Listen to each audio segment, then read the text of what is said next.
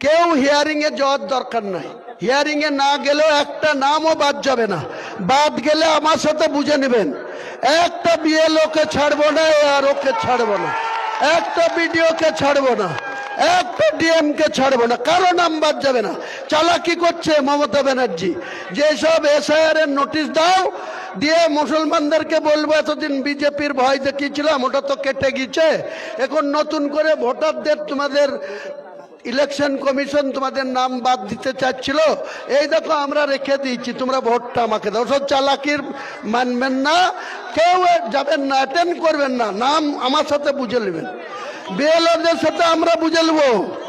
কারণ ammunition form দিয়েছে, receipt দিয়েছে, ওরা নামের স্পেলিং ভুল করেছে, ওরা ডাউনলোড অ্যাপসে ডাউনলোড করতে গিয়ে ওরা ভুল করেছে, তার জন্য আম পাবলিক এত হয়রানি করার চেষ্টা করছে। আপনারা যার সময় থাকবে যাবেন, নাহলে যাবেন না। বলছে একটা নাম, ন্যায্য ভোটারের নাম বাদ দিতে পারবে না।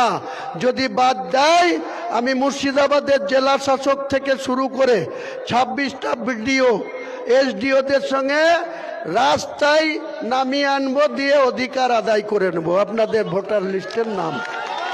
দর্শক, ইনি ভরতপুরের তৃণমূল বিধায়ক, যদি এখন তিনি ইস্তফা দেয়নি। তারপরে আমরা বলবো হুমায়ুন কবির, যিনি বাবরি মসজিদ তৈরি করার কথা বলে লক্ষ লক্ষ টাকা উঠিয়েছে। তো তিনি আজ এই মন্তব্য করেছেন, যে সমস্ত এসআইআর নোটিশ বাড়িতে বাড়িতে এসছে, তাদেরকে হায়ারিং এর জন্য ডাকা হয়েছে, তাদেরকে বলছে হায়ারিং এ যাবেন না, যদি কোনো একটা লিগার নাম বাদ পড়ে আমার কাছ থেকে বুঝে নেবে, হুমায়ুনের কাছ থেকে বাংলার মানুষ বুঝে নেবে। আপনি থাকবেন তো? যখন এসআইআর থেকে নাম বাদ দেবে, ভোটার করে দেওয়া হবে, আপনি থাকবেন তো? নাকি তো আপনার এই বড় বড় ভাষণবাজি সেগুলো থাকবে তো নাকি? সেটা দর্শক আপনারা বলবেন কমেন্টে। তো আরো বললেন সমস্ত বিডিও, ইআরও এবং বিএলওদের কাছ থেকে বুঝে নেবে। মানে অ্যাকচুয়ালি তিনি হুমকি দিলেন বিএলওদেরকে। ভাই, বিএলওদের কি করার আছে এখানে? বিএলওরা কি করবে? আপনি বিএলওদের চাপে ফেলে এগুলো করাতে চাইছেন? পারবেন তো? সংবিধান বিরোধী আপনি কথা বলছেন না। হয়তো এসআইআর এর এখনো পর্যন্ত কারোর নাম বাদ যায়নি, তার আগে উস্কানিমূলক মন্তব্য রাখছেন। আবার উনি বলছিলেন এখন শাসক থেকে হয়তো তিনি চলে গিয়ে অন্য দল করেছেন, তিনি অনেক কিছু বলবে। তবে মুখ্যমন্ত্রী নাকি এগুলো চালাকি, এগুলো মমতা ব্যানার্জির চালাকি। এসআইআর এর নাম করে নাম বাদ দিয়ে আবার পরে ঢুকিয়ে দেবে, দিয়ে মুসলিম সমাজকে বলবে দেখো বিজেপি তোমাদেরকে নাম বাদ দিয়েছিল, আমি সে জায়গায় মমতা ব্যানার্জি দাঁড়িয়ে মুসলিমদের নাম আবার ঢুকিয়েছি। এটা হতে পারে, এই যুক্তিটা, এই লজিকটা হয়তো আপনি বলেছেন, এর আমরা সহমত দিতে পারি। হয়তো এমনটা হবে। মুখ্যমন্ত্রী বিরাট চালাক তো, হুমায়ুন কবির যে মন্তব্য করেছেন, এই মন্তব্যের ভিত্তিতে আমরা বলতে পারি হয়তোবা, আবারও বলছি হয়তোবা মুখ্যমন্ত্রীর চাল এটা। দেখুন, এসআইআর এর নামে মানুষকে বিভ্রান্ত করে বিজেপি সরকার, কেন্দ্রশাসিত সরকার, তারা মুসলিম দেখে দেখে তাদের নাম সব বাদ দিয়ে দিয়েছে একেবারে ভোটের মুখে আর কি। দেখো, আমি তোমাদেরকে দ্বি নাগরিকত্ব থেকে বাঁচিয়েছি, আমাকে ভোট দেবেন, বা ভোট চাওয়ার একটা কৌশল, এটা একটা দিক হতে পারে। আমরা তো ভাবছিলাম যে এরকম একটা ব্যাপার নয় তো, এরকম একটা কেন্দ্রের সঙ্গে রাজ্য একটা গেম খেলছে না তো। মমতা ব্যানার্জি ভালো করে বুঝে গিয়েছে বাংলার মুসলিম সমাজ তার পাশ থেকে ধীরে ধীরে সরে যাচ্ছে, অনেকটাই সরে গিয়েছে, তাই তার পা তলায় মাটি নেমে গিয়েছে। তাই তো এখন ওই মন্দির, জগন্নাথ ধাম, হ্যান ত্যান করে হিন্দু ভোটটা পাওয়ার আশা করছে। জানি না হিন্দুরা তাকে ভোট দেবে কিনা, তবে মুসলিম সমাজের যে একটা ভোট ছিল, সংখ্যাগরিষ্ঠ একটা ভোট ছিল, সেই ভোটটা কিন্তু আর পাবেন না।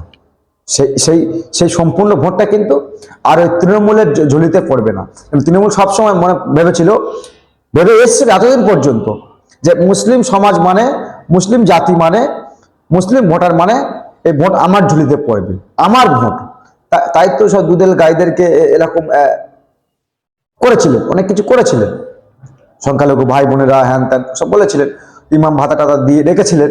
আর যখন এই মুসলিমরা বুঝে গিয়েছে যে একেবারে বিজেপি তো আমাদের, কারণ মুসলিম সমাজের কাছে একটা বিজেপি একটা অ্যালার্জি, কারণ বিজেপি তো প্রকাশ্যে মুসলিম বিরোধী অনেক কথা বলে, আমরাও তো বলছি বিজেপি অনেক কথা বলে মুসলিম বিরোধী।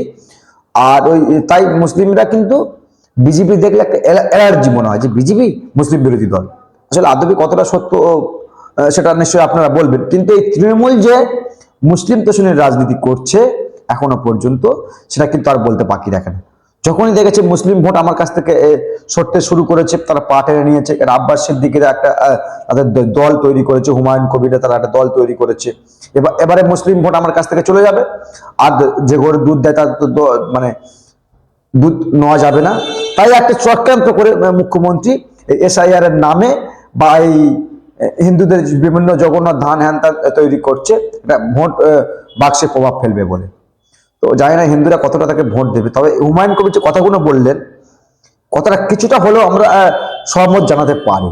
মুখ্যমন্ত্রী একটা চালাকি, একটা পরিকল্পনা করছে যে ভোটের আগে হয়তো এসআইআর নিয়ে মানুষ কিন্তু বিজেপির উপর একটা ক্ষিপ্ত হয়ে আছে।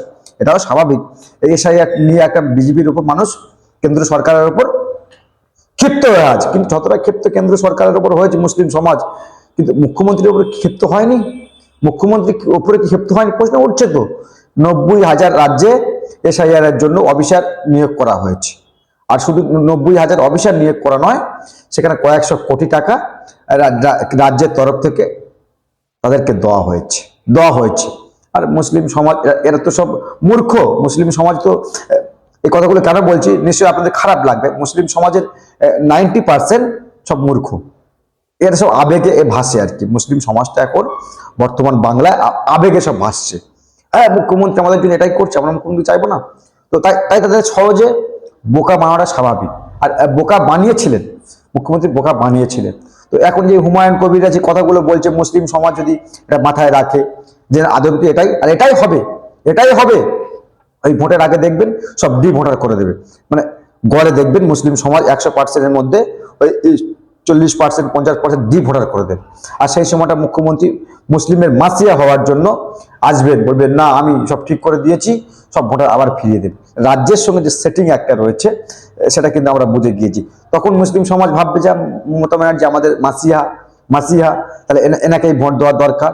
আর তিনি সেই থ্রুতে ভোট চাইবে, কারণ আর প্রকল্প দিয়ে তো মুখ্যমন্ত্রী আর ভোট চাওয়ার কোনো জায়গা নেই। কারণ কি করেছে মুখ্যমন্ত্রী মুসলিম সমাজের জন্য বেসিক্যালি কি করেছে, যে সেটা নিয়ে ভোট চাইবে মুসলিম সমাজের কাছে? আর চাইতে পারবেন না।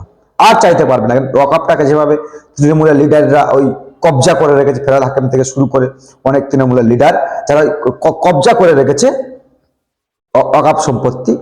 তো প্রশ্ন উঠছে, তো ফলে মুখ্যমন্ত্রী 2026-এ মুসলিম সমাজের কাছে কিভাবে ভোট চাইবে তার কোনো কৌশল কিন্তু এই মুহূর্তে নেই। তাই একটা কৌশল বার করার চেষ্টা করছে মমতা ব্যানার্জি, একটা কৌশল বার করার চেষ্টা করছে, তাতে করে মুসলিম সমাজের কাছে একটা ভোট চাওয়ার একটা অধিকার তিনি তৈরি করছে, সোর্স তৈরি করার ফলে ভোটের আগে যাবেন, গিয়ে বলবেন আমি সংখ্যালঘু ভাই বোনদের এই যে বিজেপি সরকার ভোটার করে দিচ্ছিলে, আমি সেটাকে ঠিক করে দিয়েছি, তাই আমাকে আপনারা ভোটটা দিন, নাহলে বিজেপি চলে আসবে। আর বিজেপি তো মুসলিমদের একটা অ্যালার্জি আর কি।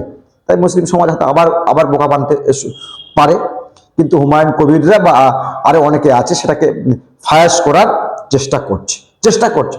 চাই না হুমায়ুন কবিরকে কিভাবে কারা দেখছেন। তবে হুমায়ুন কবির একটা দিক যেটা রয়েছে, প্রথমে হিন্দু মুসলিম এ করে রাজনীতি করতে চাইছিল, কিন্তু এখন যে বক্তব্য হুমায়ুন কবিরের সেটা কিন্তু সামনে আসছে। মুসলিম সমাজও ভাবছে, হুমায়ুনকে নিয়ে মুসলিম সমাজও ভাবছে। ভাবাটাই স্বাভাবিক, ভাবতে হয় মুখ্যমন্ত্রী কি দিয়েছে আপনাদেরকে কি দিয়েছে মুসলিমদেরকে, তাই সেটা ভাবছে, ভাবাটা স্বাভাবিক।